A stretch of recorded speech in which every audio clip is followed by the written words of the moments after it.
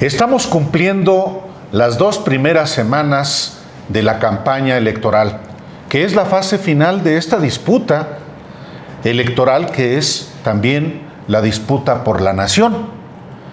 Y, como es natural, la intensidad política en la deliberación, por supuesto que se ha incrementado, y se han venido metiendo manos de no solo mexicanos, sino de extranjeros.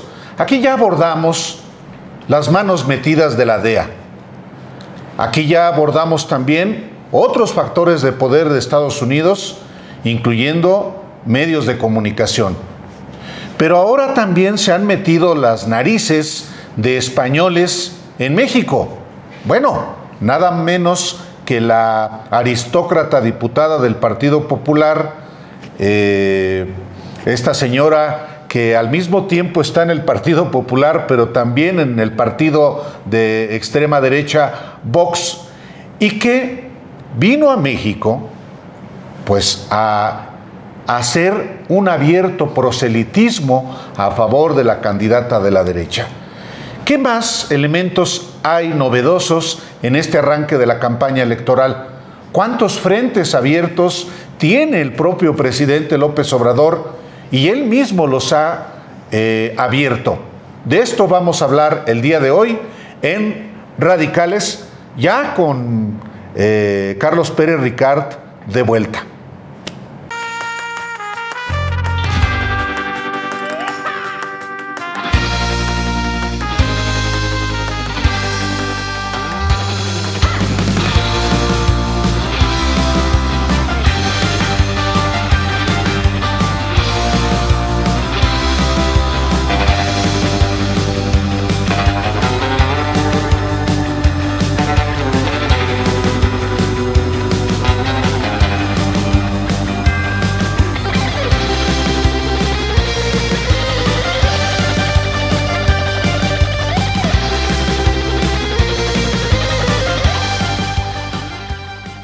Pues de esto vamos a platicar el día de hoy en compañía de usted que nos ve y que nos escucha.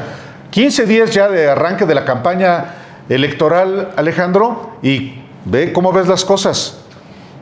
Bueno, con respecto a la campaña de Xóchitl Gálvez, digamos, para hacer una especie de balance muy rápido, no hay mucha sorpresa.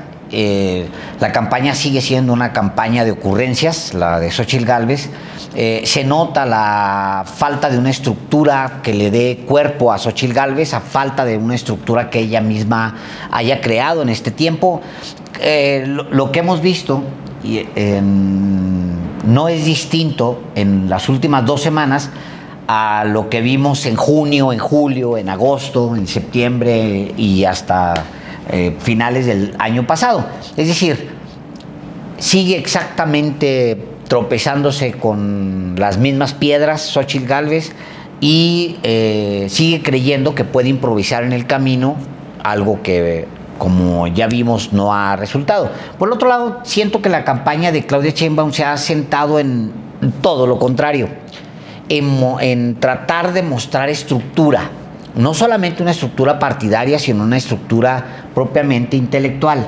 Es decir, hacer planteamientos muy puntuales con respecto a la seguridad, planteamientos muy puntuales con respecto a la economía, las obras que tiene, la presentación de estos, en proceso, la presentación de estos 100 puntos que dejan claro que no solamente en la parte ideológica es muy esquemática, sino también en la parte del programa. Ahora, al mismo tiempo lo que estamos viendo es que a una falta de crecimiento de la candidata de las derechas, Xóchitl Gálvez, la oposición, y habría que definir qué es oposición, se ha concentrado en tratar de potenciar y abrir todos los frentes posibles en contra del presidente López Obrador, convertirlo en el eje y esperar a que el presidente reaccione y que a partir de las reacciones se pueda construir un discurso.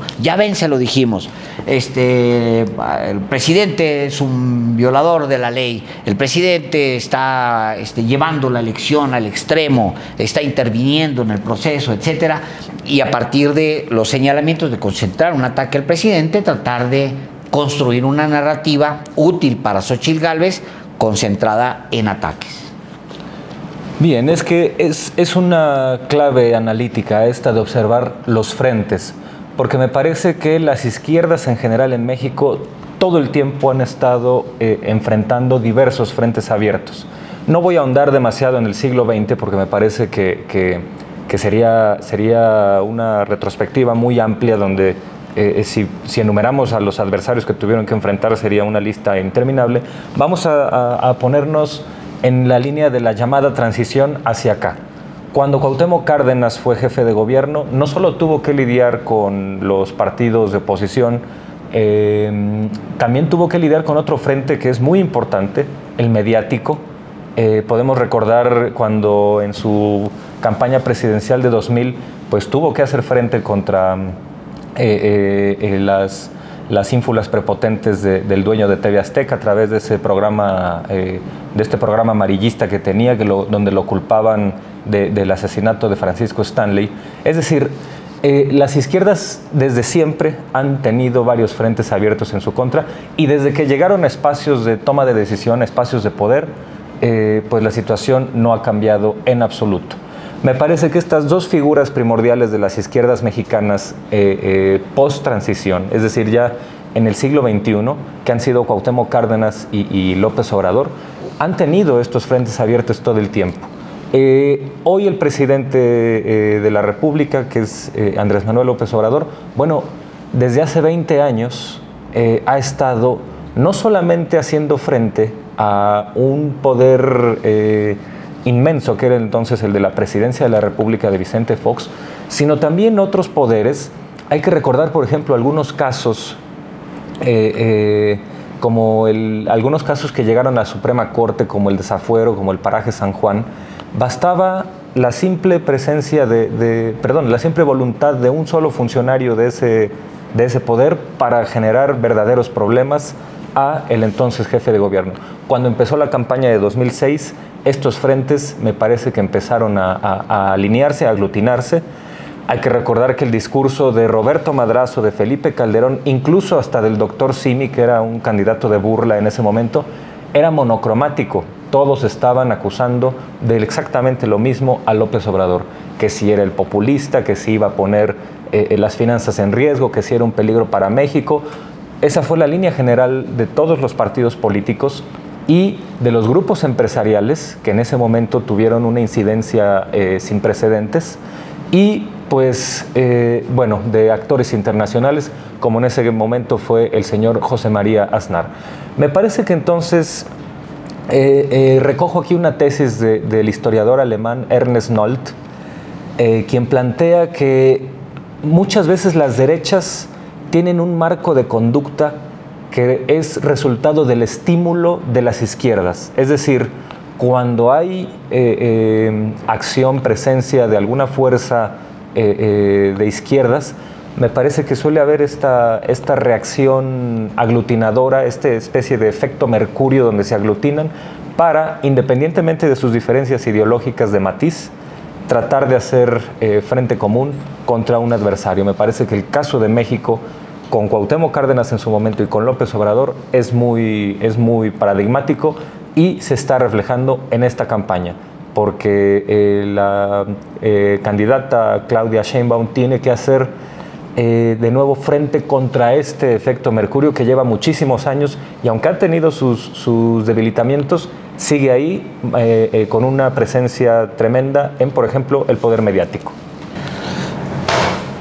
Bienvenido, gracias. Veo que no me echaron mucho de menos teniendo a mí llamé la semana pasada. Pues te ausentas, los vacíos se llenan. Los ausentes siempre pierden, pero ya no me vuelvo a ir de aquí a la elección. A ver si es cierto, ¿eh? Si no, ya sabes. Nadie había dicho que esto iba a ser un día de campo. Claro. La elección no iba a ser un día de campo. La derecha, la oposición al presidente López Obrador no se iba a quedar con las manos cruzadas, pensando que con los 30 o 40 puntos de ventaja que llevaba Claudia Sheinbaum se iban a ir. Nadie pensaba eso. Era obvio que iba a haber frentes en contra de la candidata Claudia Sheinbaum. Y yo identifico 4 para ir, digamos, tejiendo sobre el argumento. Hay el eje partidista, que, digamos, remite solamente a la elección, el mediático, el judicial y los frentes internacionales que se están abriendo. Entonces déjenme toco cada uno de ellos y si quieren luego expandimos sobre estos. En el eje partidista, lo que más me ha sorprendido en las últimas 2 semanas, después de que la intercampaña termina frenéticamente con, ¿se acuerdan?, con el cable de la DEA y con la publicación del New York Times, esas 2 últimas semanas han sido más bien sosas en cuanto a lo que ha venido desde la propuesta de Xóchitl Gálvez, pero sí me llama mucho la atención la cantidad de propuestas, voy a ocupar el término solamente en esta ocasión, propuestas populistas o propuestas que saben que no va a cumplir una vez llegada a la presidencia de la República. Y menciono 2, la propuesta del PRI, esta de dar dinero a los emprendedores a los 18, 21, en total son 120,000 pesos, porque son 3 veces que les dan dinero, 40,000 pesos. Sí. Completamente fuera de cualquier tipo de análisis, ¿no? Se hace una propuesta para buscar que voten los más jóvenes, que son la mayoría, pues, del grupo, de los grupos de votantes que va a haber. Y la propuesta rosa, de la tarjeta rosa, que propone Xóchitl Gálvez, de darle dinero a todas las mujeres entre, ya no recuerdo la edad, si 18 y 60 años, que estaba leyendo un análisis aquí antes de llegar, equivale a 7.1% del PIB. Otra cosa completamente fuera de lo razonable. Curioso, porque llaman a López Obrador populista, ¿no?, por, según ellos, hacer una serie de propuestas que además sí ha ido cumpliendo, cuando ellos están haciendo propuestas fuera de toda realidad, ¿no? Entonces, bueno, está el frente partidista. El frente mediático, que yo diría que lo enarbola o lo podemos ver claramente señalado en el buen amigo de Álvaro Delgado, en Ricardo Salinas Pliego. Ricardo Salinas Pliego con una conducta, si ya podemos hablar de que es un empresario no solamente grosero y majadero y vulgar y todo lo que quieran, sino con el último desplegado que hacen, agradeciendo que se les haya dado un amparo con el cual ya no van a pagar 650 millones de pesos. Me parece que está tejiendo, digamos, una suerte de frente mediático. Y desde el judicial, muy interesantemente, junto con el mediático, cada vez empieza a hablar más de la posible anulación de la elección por intervención del presidente, o según ellos por el uso de recursos ilícitos, y comienza a haber así como el cuchicheo de que podrían anular la elección en esto que llama Claudia Sheinbaum un golpe blando, ¿no? Y por último, los frentes internacionales que se han ido abriendo. No es casualidad que Pedro Sánchez haya hablado como habló, no es casualidad que haya venido esta aristócrata española a hablar como habló. Discursos en Estados Unidos, ayer Trump mencionó que va a cerrar la frontera con México una vez que gane la elección. Ninguno de estos frentes, no quiero decir que todos estos frentes estén coludidos en la misma dirección o que vengan de las mismas fuerzas o que tengan exactamente los mismos propósitos, pero en la mayor parte de los casos sí tienen un enemigo claro y fácilmente distinguible, que es Andrés Manuel López Obrador y el proyecto que él enarbola. Una vez más, estamos hablando del presidente López Obrador, que no es contendiente, que naturalmente es un factor de poder, es nada menos que el jefe del gobierno y jefe del Estado mexicano, y no solamente eso, sino por la propia personalidad del personaje. A mí me llama la atención, ¿por qué tanto énfasis, más que en impulsar a Xóchitl Gálvez, la oposición se concentra en López Obrador?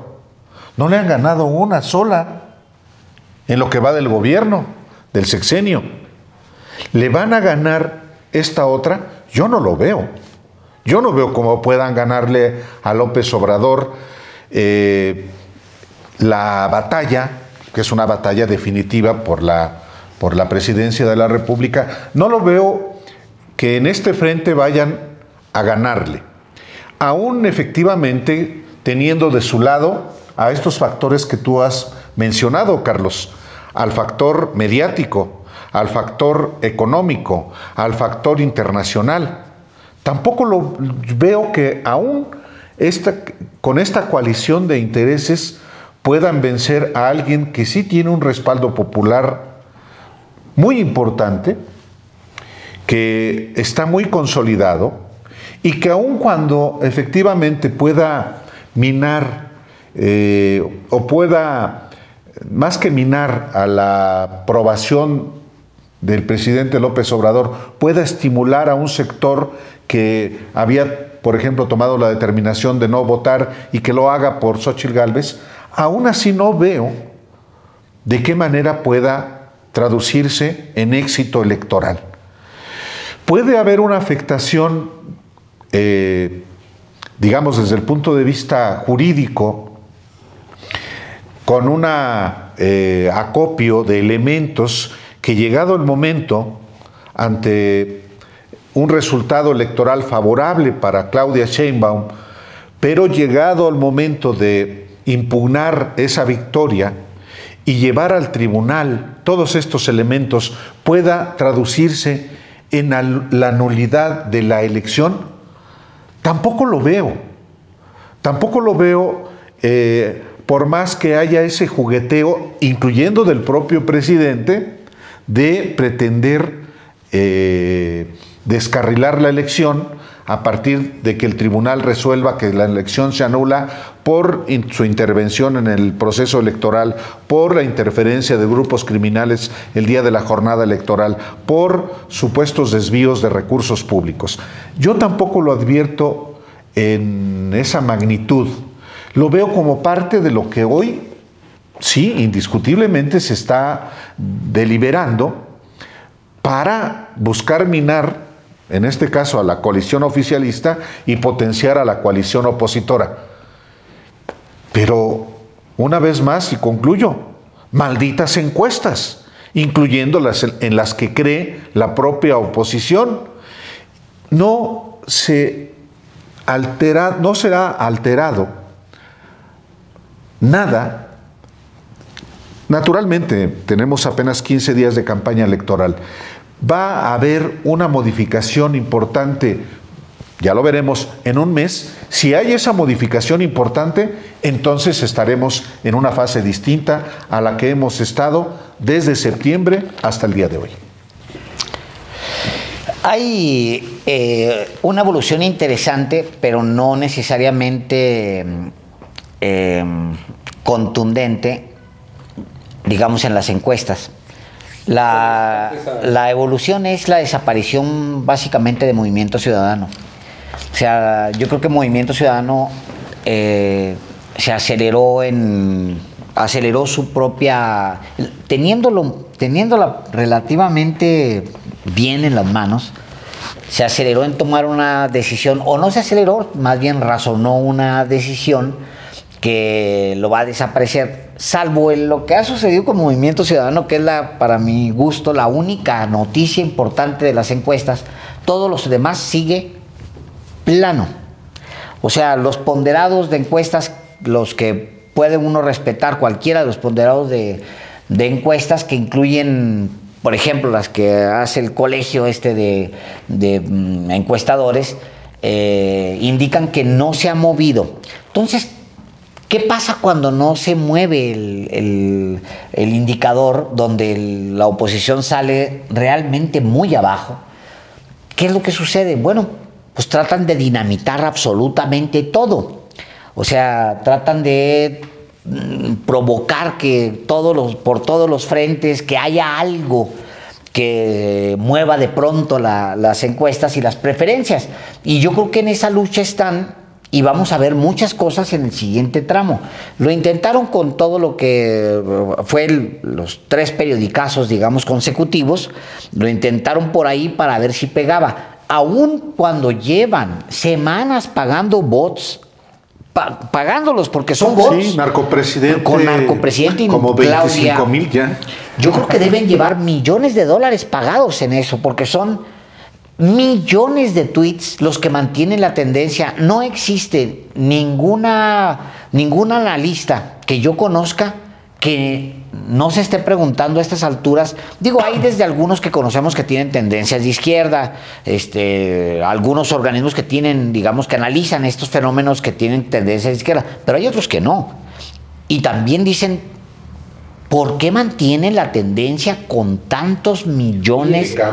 Que te interrumpa un segundo, Ale. Acabo de ver este video donde sale un supuesto narco cantando un corrido sobre López Obrador. Y la investigación detrás es que lo están pagando desde un lugar en Guadalajara y solamente ponerlo en Facebook para que lo vean en Jalisco y Querétaro cuesta más de 500,000 pesos 2 días.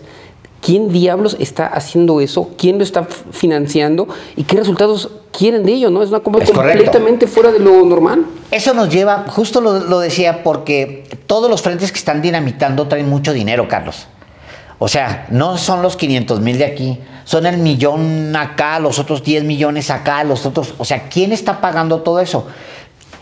Tampoco hay que preguntarse, batallar mucho para suponer quiénes son los que lo están pagando. O sea, son exactamente los mismos que han pagado todo. Yo creo que es una élite de empresarios que está ahora mismo organizada por Claudio X González, pero en el pasado se organizó a sí misma.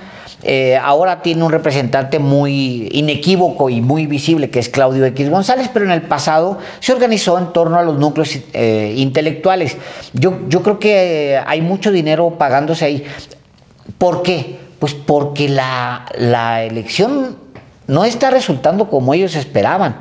Nosotros habíamos platicado mucho antes, todo el año pasado, sobre las bombas que posiblemente podrían estallar. Decíamos Álvaro y yo, comentábamos sobre las bombas que posiblemente podían estallar, que se estaban guardando para este momento. Algunas han estallado, otras no. Por ejemplo, todo lo que se han concentrado en ataque contra los hijos del presidente era previsible.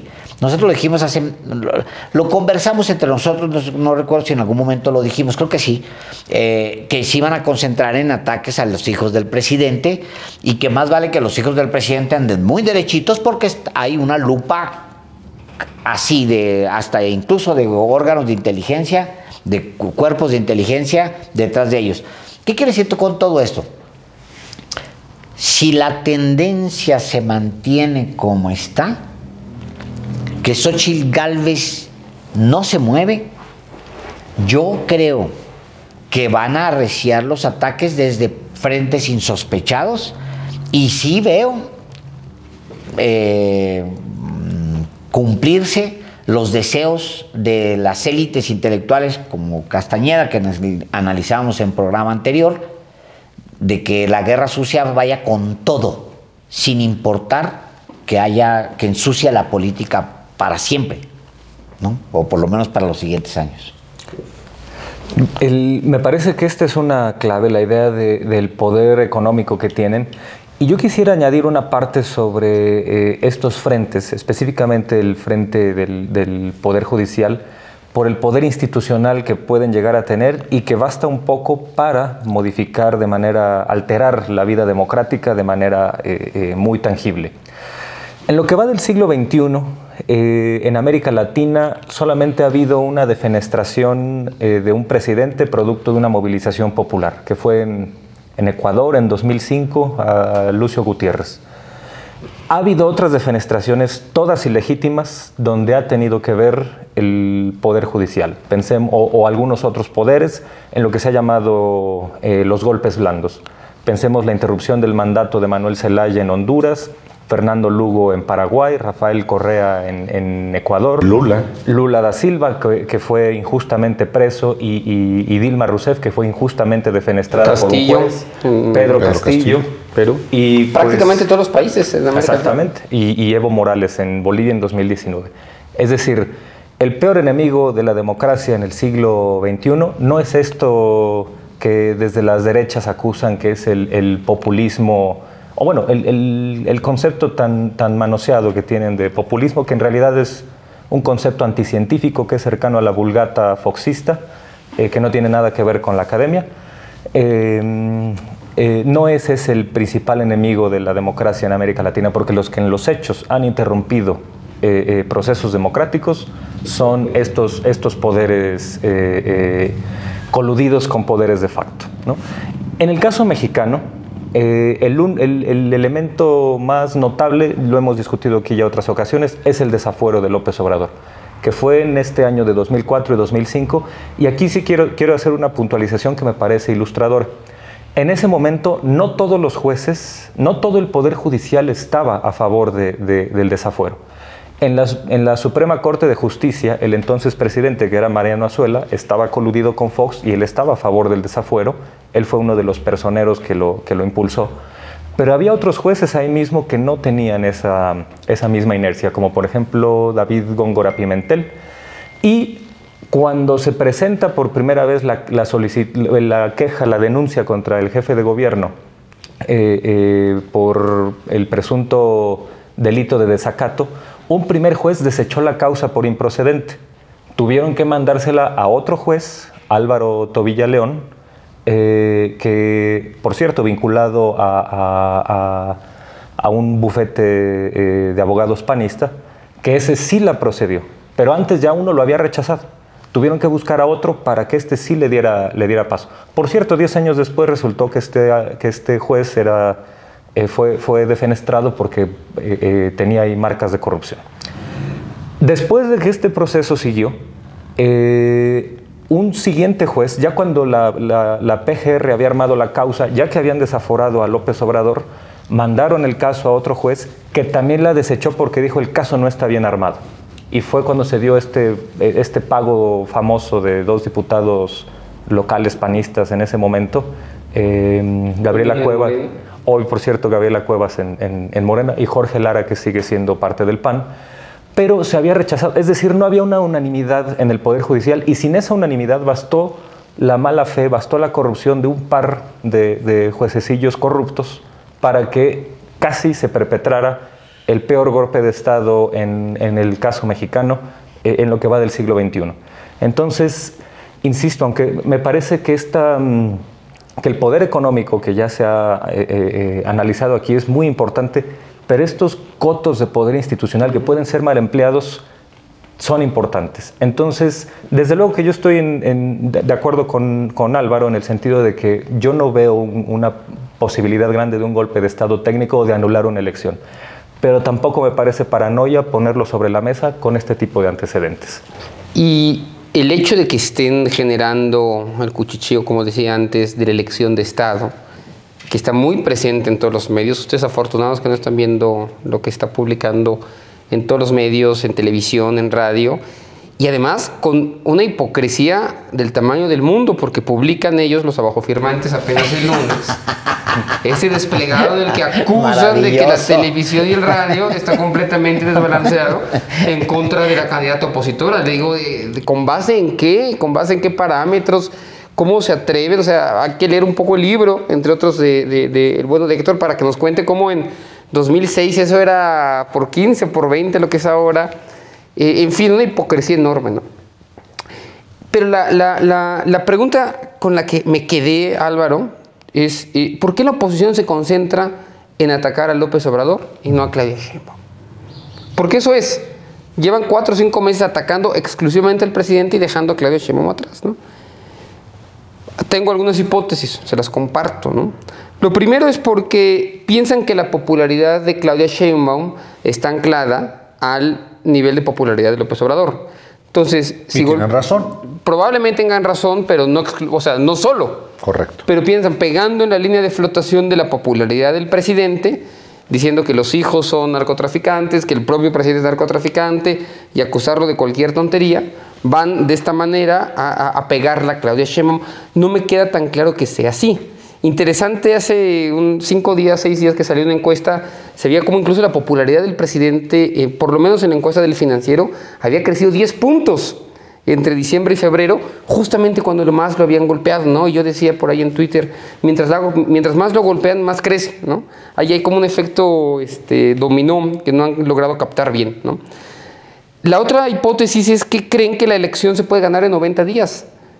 Lo que no hiciste en 3 años, lo que no hiciste en 2 años, lo que no hiciste durante meses, ¿crees que lo puedes sacar en 90 días? Claramente no han entendido el cambio que ha ocurrido en este país después de 2018. Y una tercera hipótesis es que Claudia Sheinbaum es una candidata no solamente muy disciplinada, sino muy cuidada. No han podido encontrarle absolutamente nada de corrupción en su grupo más pequeño o en su grupo más mediano. Y es la verdad una cosa extraordinaria, porque es una candidata que estuvo muy expuesta al haber sido jefa de gobierno.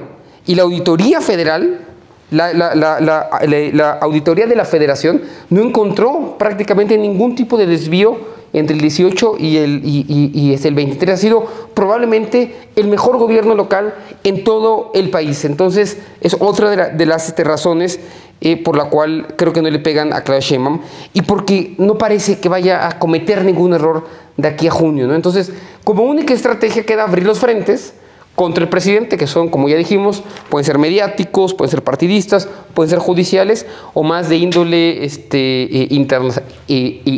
internacional. Déjame te agrego una hipótesis más.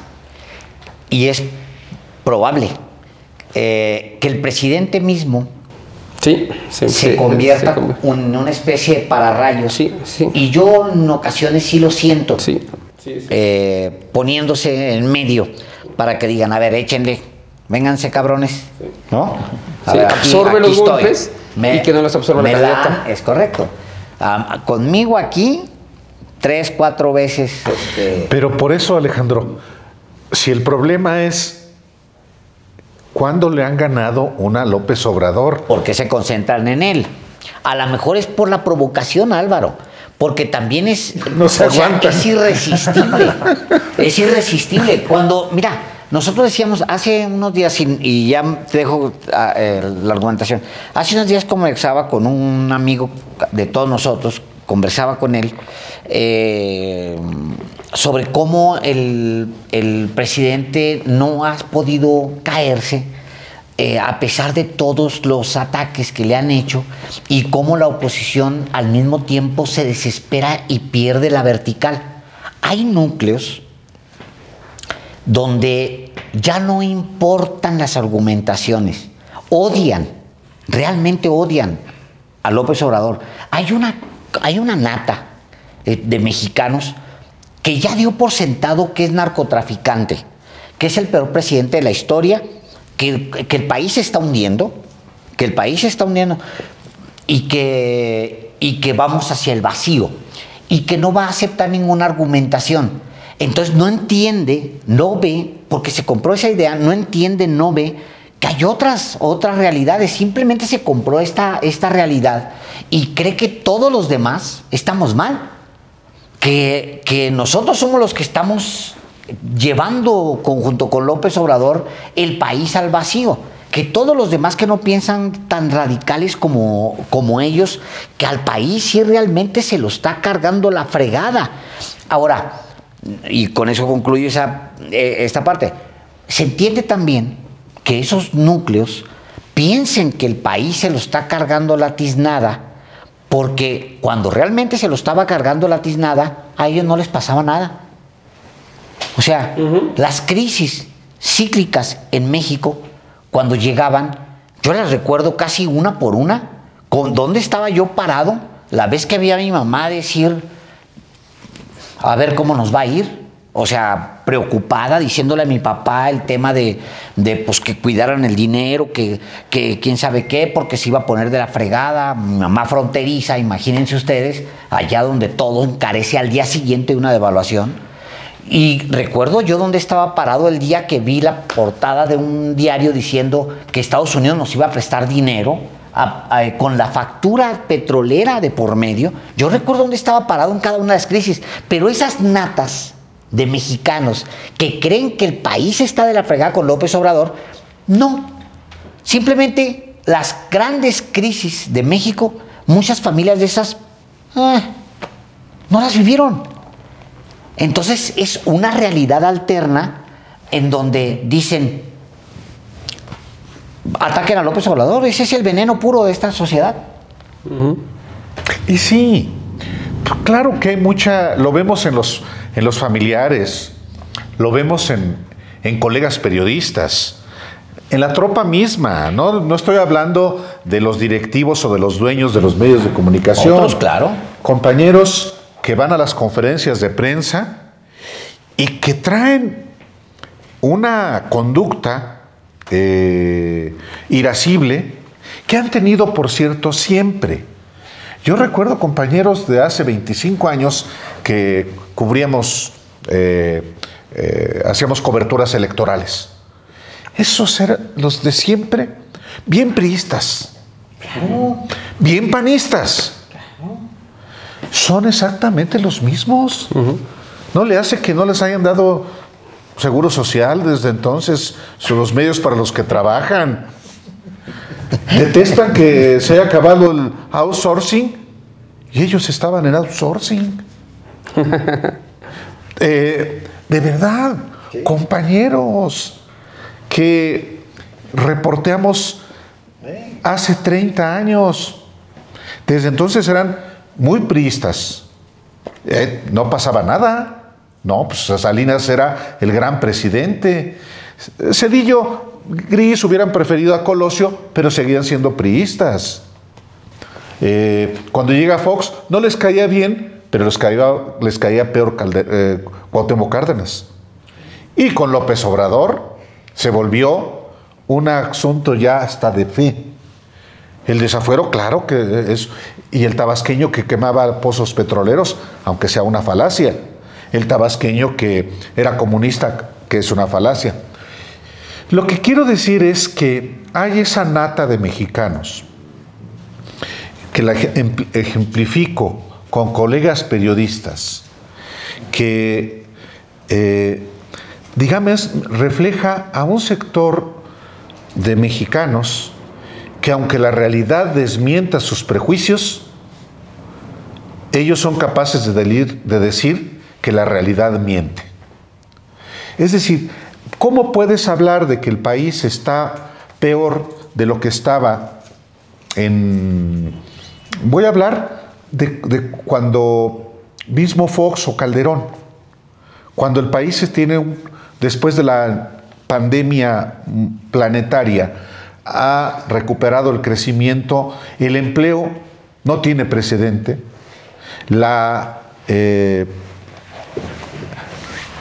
simplemente la cotización del peso frente al dólar.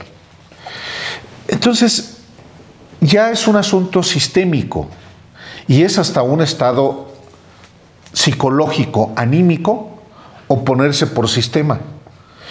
Y ahí no hay manera de que las cosas puedan modificarse por más argumentaciones que tú formules, porque no se trata de ideas, se trata de dogmas y se trata de consignas. Y en ese sentido, creo que se orienta esa mala estrategia de desafiar, de retar al poder encarnado en López Obrador. ¿Cuál es el desenlace, según yo, de esos ejercicios de desafío al poder? El fracaso. El fracaso.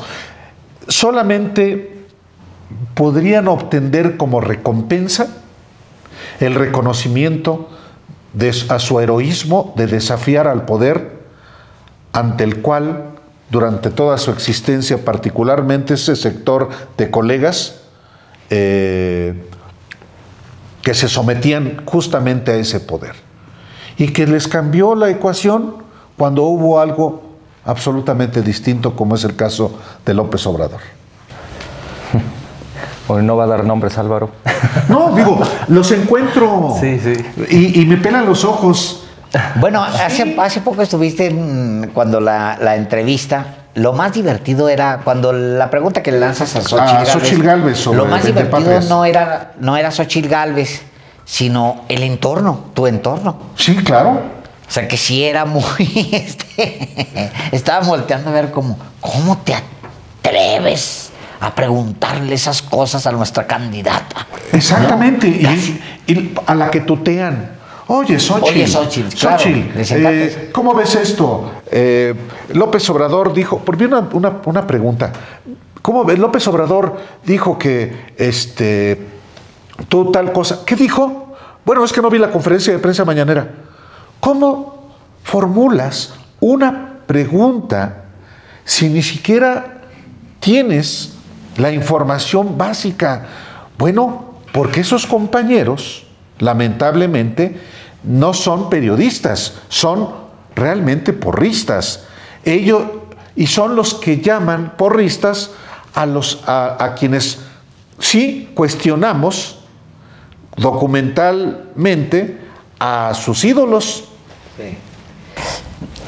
Es muy interesante la manera en la que se ha recompuesto, digamos, la opinión pública. Por ejemplo, el desplegado de los días pasados de que los hacías mención, fue el lunes, de los ¿no? abajo-firmantes, que ya es muy pobre.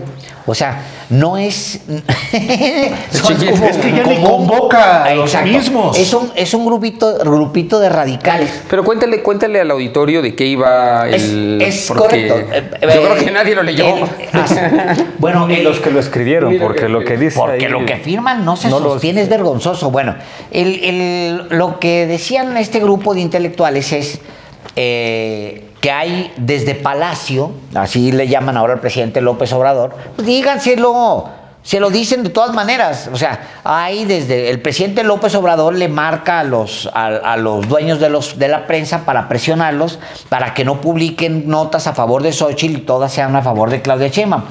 Independientemente de que la propia medición que encarga el Instituto Nacional Electoral a una universidad, creo que es la Universidad Autónoma de Nuevo León, dice que es todo lo contrario, independientemente que digamos que cualquier someter a cualquier rigor el documento los iba a dejar en ridículo, sí te explica en mucho cómo hay estos núcleos de radicales que no van a entender nunca, ni van a ceder con respecto a López Obrador. O sea, se compraron una idea, no ahorita, hace muchos años, y el presidente mismo se compró la idea porque sabe que estos han operado en su contra, ya han operado en contra de su movimiento durante no un año, ni 6 años, sino durante pues un par de décadas. A ver, hay gente ahí hasta de 3 décadas que han estado obsesionados por bajar a López Obrador. Entonces, es un pleito, digamos, antiguo en eso. Nada más que intentan convertirlo en un pleito de la sociedad. Lo mismo que le pasa a ciertos periodistas que quieren convertir su pleito personal con López Obrador en un pleito personal. Y esto aplicado en la campaña, yo lo comentaba un poco hace unos días con Álvaro en el programa. Decía, ¿por qué Xóchitl Gálvez no hace propuestas y se concentra en atacar a López Obrador? ¿Por qué Xóchitl Gálvez se convirtió en uno más? Ese es el gran problema de Xóchitl Gálvez, que se convirtió en su discurso es igualita a Aguilar Camín, a Leo Zuckerman, es igualita a Castañeda, ya es igualita a Claudio X González. O sea, se mimetizó con ellos y está concentrada, enfocada en aborrecer a López Obrador.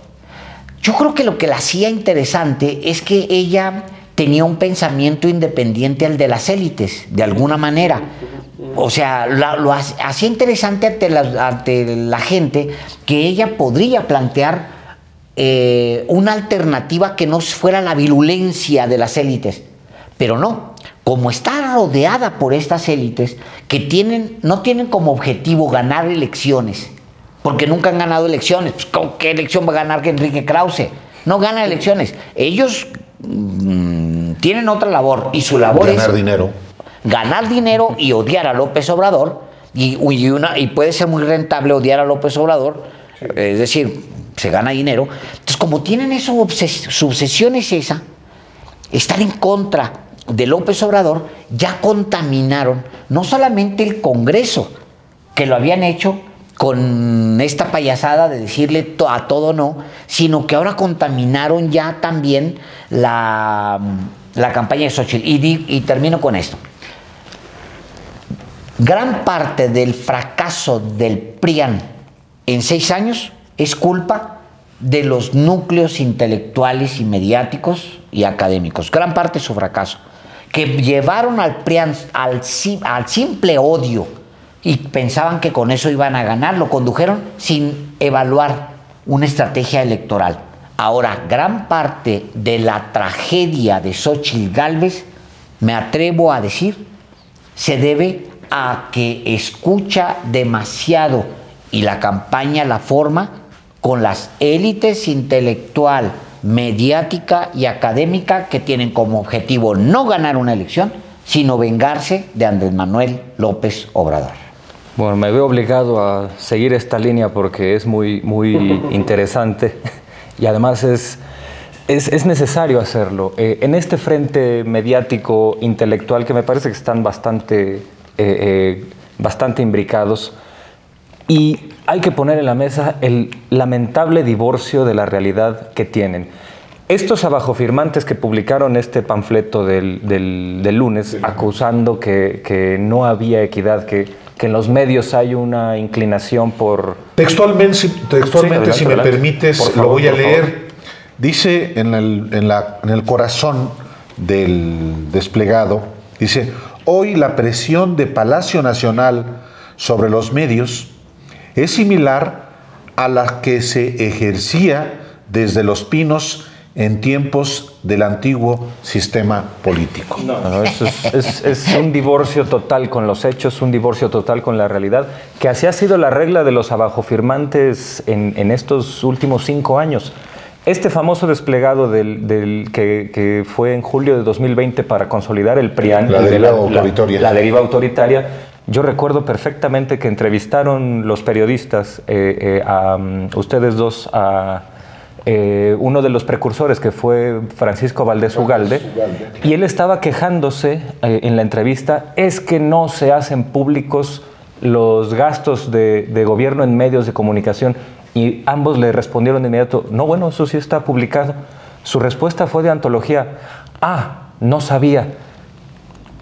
Cuando esa es una de las acusaciones que él había hecho. Hablaba de censura y dijimos, un caso. Carlos Loret dijo. Y en la mañana mismo, esa misma mañana, Carlos Loret había dicho que no había ninguna presión ni censura. Y de nuevo su respuesta fue, no sabía. Me parece que con esa irresponsabilidad intelectual no puedes tú escribir un panfleto de estas dimensiones, de acusar a alguien de una deriva autoritaria cuando no tienes el menor elemento.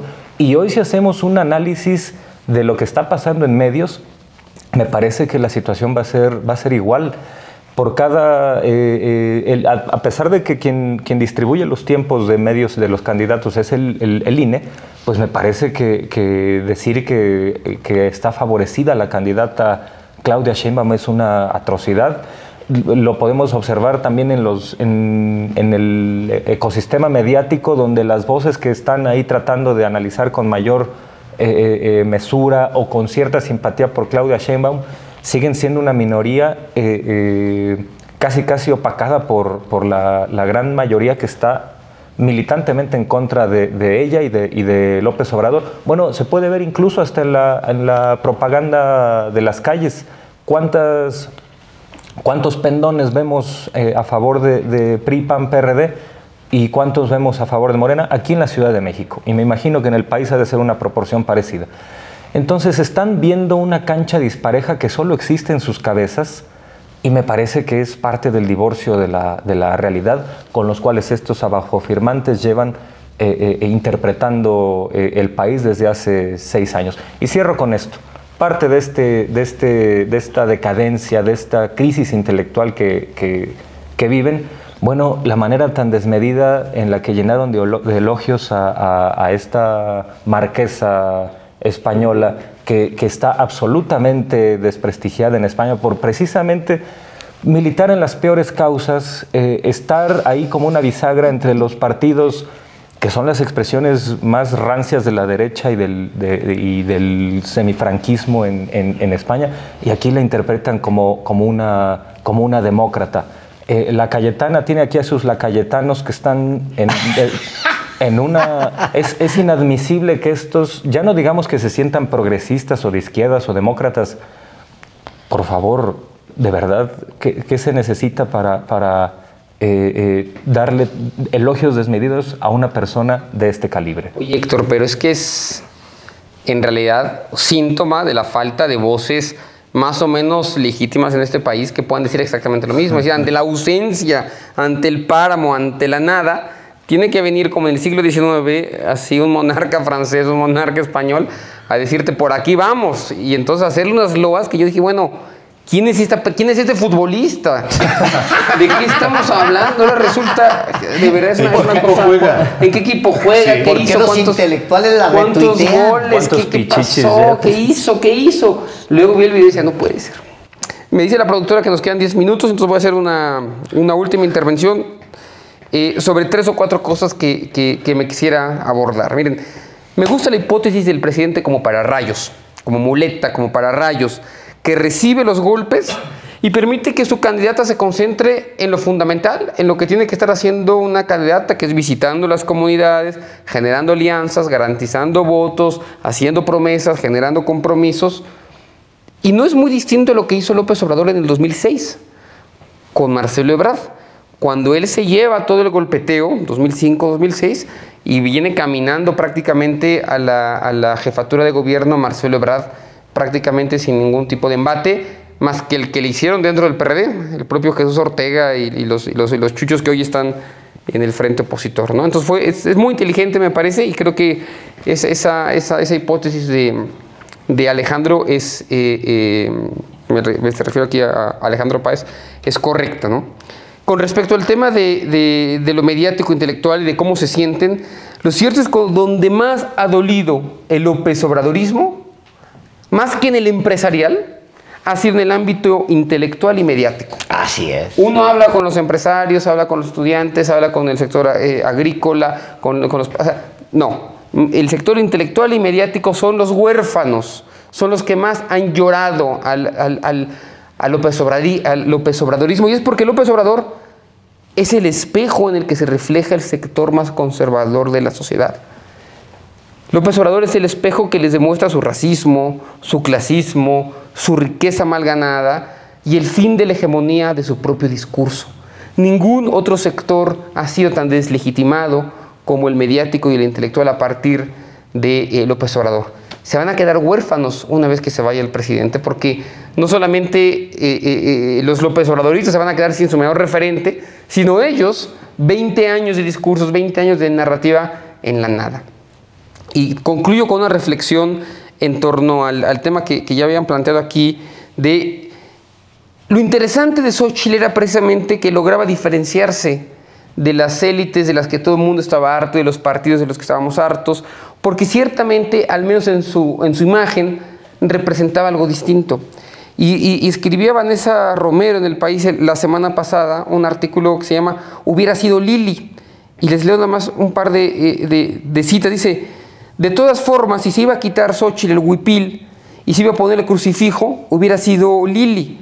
Si iban a redactarle un eslogan libertario y fotografiarla con Calderón, hubiera sido Lili. Si la agenda de seguridad iba a ser la de Calderón, hubiera sido Lili. Si el plan era limitar al Estado para que no estorbara la creación de riqueza, hubiera sido Lili. Si el remedio descansaba en crear un ombudsman empresarial, hubiera sido Lili. Si iban a comprar granjas de bots argentinos, hubiera sido Lili. Si lo que requeríamos era un salto de fe, hubiera sido Lili. Si la ecuación se resumía en volver al pasado, hubiera sido Lili. Si la derecha iba a terminar disfrazándose de derecha, hubiera sido Lili. Y así quizás tendríamos una elección mínimamente equilibrada y con menos espejos de los necesarios. Nosotros le decíamos, es que la mejor candidata de la derecha es una mujer plenamente de derecha como Lili Téllez. Pero como les da vergüenza todavía, incluyendo a estos intelectuales, asumirse como lo que son de derecha, entonces trataron, impostores como son, de disfrazarse con huipil. Y eso, pues al final de cuentas, evidencia la impostura. Yo quiero concluir mi intervención refiriéndome a esto que también exhibe en buena medida a la derecha en general, pero a la derecha intelectual en particular. El que tengan que ir al exterior, y en este caso a España, a traer una aristócrata, una marquesa de las más rancias de las derechas de ese país, así como fueron por Maximiliano, y que los exhibe una vez más, los coloca ante su propio espejo de vendepatrias. Cayetana Álvarez no solamente es esa marquesa, diputada del Partido Popular, cercana al partido Vox, es también mano derecha de José María Aznar en la fundación que encabeza el propio expresidente del gobierno español, que hace exactamente 18 años, en febrero de 2006, vino a apoyar a Felipe Calderón, como ahora viene a hacerlo con Xóchitl Gálvez, Cayetana Álvarez. Y FAES, que es la fundación de José María Aznar, forma parte también, es muy cercana, forma parte a Atlas Network, que es este conglomerado de ultracapitalistas mundiales cuyo presidente en América Latina es el primo hermano de Ricardo Salinas Pliego, exactamente el mismo magnate que trajo a Cayetana Álvarez a dictar una conferencia en Puebla en la denominada Festival de las Ideas. Voy a decir otro dato. FAES, que encabeza José María Aznar y cuya secretaria de Asuntos Internacionales es Cayetana Álvarez, también tiene como negocio el Consejo Atlántico, en el que preside el propio José María Aznar y en el que da clases Felipe Calderón, en Madrid. Y este Consejo Atlántico imparte sus cursos, sus clases en una universidad que se llama Francisco de Vitoria, en Madrid. ¿De quién es esta universidad? De los Legionarios de Cristo. Toda esta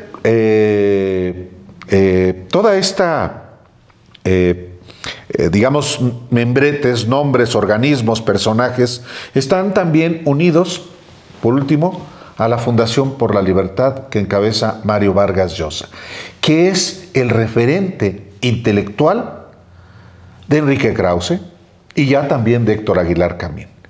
A toda esta nata de, yo no diría ya de intelectual, de intereses económicos, que son justamente los personajes que han desafiado ahora a Andrés Manuel López Obrador y que me temo van a volver a ser derrotados.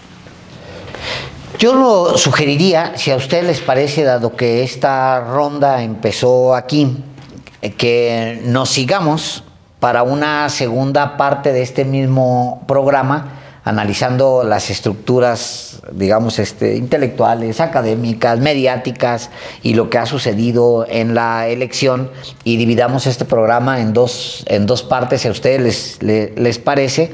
Digamos, cortamos aquí, nos vamos a un segundo. Y lo transmitimos aquí el siguiente viernes. Y lo transmitimos el siguiente viernes. Si a la gente le gusta, yo feliz. Sin movernos. Si no estaremos siendo muy aburridos, Alejandro. Estamos siendo muy aburridos siempre, Álvaro. Volvemos. A mí me parece candente, así que a mí me parece bien porque no se agota en un solo programa. Este es un tema de enorme riqueza y eso usted no lo va a ver en ninguna parte, ¿eh? Es correcto. A ver, me voy rápido a un pequeño agregado a tu reflexión para no mandarlo al siguiente.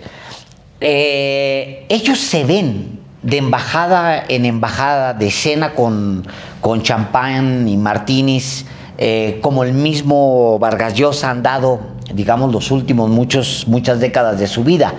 El mejor escenario para la intelectualidad mexicana sería ir de castillo en embajada y de embajada en oficina pública, siempre cargados con pétalos, siempre en limusinas, como anda Vargas Llosa.